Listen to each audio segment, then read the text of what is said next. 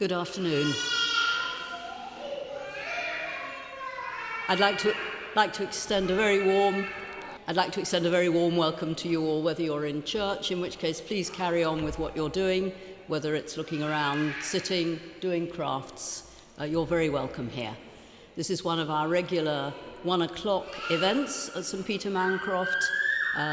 Today, a recorded reflection and a special welcome to people online who at the moment, I think, can see a wide view which includes our cube hidden, which is here encouraging us to explore stories, and those people who may be less obvious, whose stories are less obvious, whose voices are less often heard. And today I want to talk about one person who remained hidden for many years. She was, if you like, a missing person, missing especially. So I'll tell you about Mary, who had mixed feelings about going to the family reunion. She'd never been very close to her cousins on her mother's side, sent the occasional Christmas card, but mainly relied on the older generation for news. After the last of the 4 sisters died, in her 90s, the cousins decided to get together now that their mothers were no longer around to keep everyone in touch. Mary had only met her Aunt Mabel a few times, mostly at her grandmother's, together with Mabel's second husband. Uncle Tom was much more fun than Mabel, whose rather austere manner seemed to reflect the respectable schoolteacher that she was. Mary knew something of Mabel's story, that she had converted to Roman Catholicism in the 1940s when she married a man, I think quite shocking at the time to her father, a country vicar, and especially to her mother, who came from a Methodist background.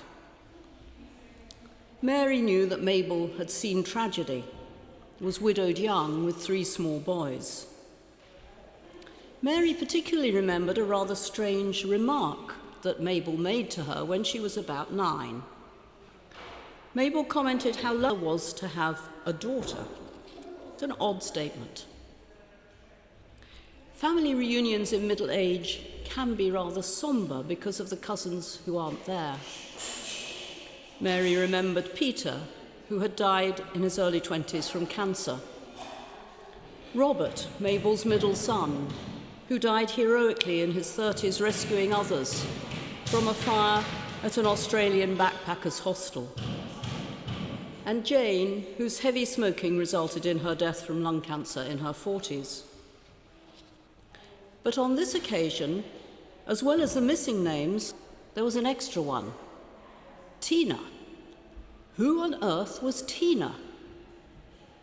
It turned out that Mabel had conceived a 4th child, a girl, born in 1957, long after her first husband had died. She was placed for adoption.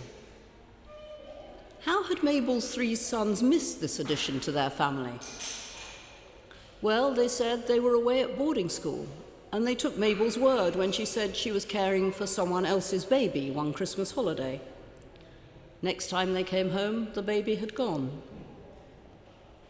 The cousins were pretty sure that Mabel never told her rather critical and manipulative mother about the baby, nor 2 of her sisters said this, as many other things, with her closest sister, Monica. Tina had a happy childhood, and her adoptive parents were supportive when she was old enough to look for her birth mother. She and Mabel had been reunited, were glad to get to know each other, and she had met her surviving half-brothers, who keep in touch with her.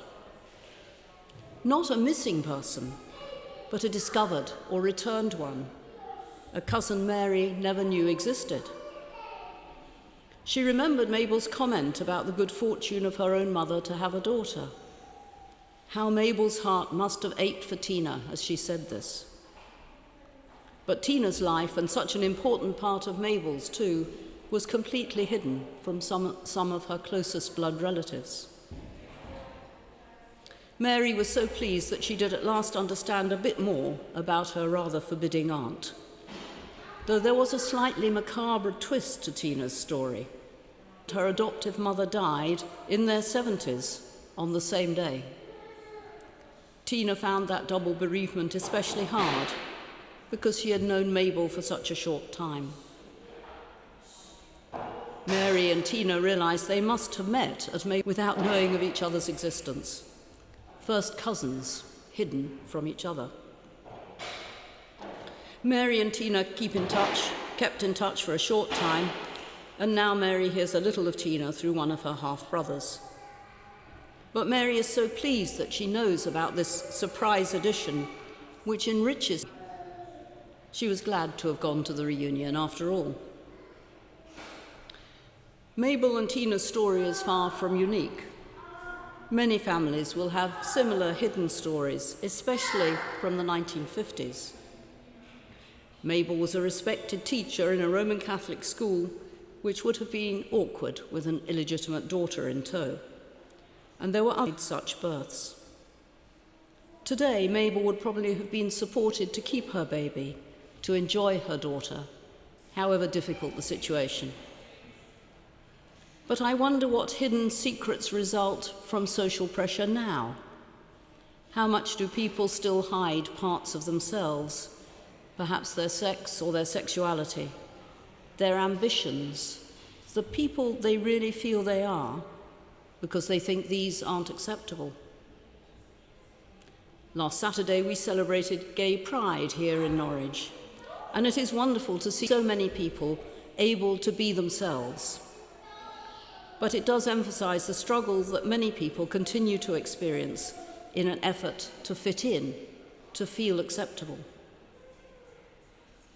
What are the challenges to us, I wonder, to encourage greater acceptability for everyone?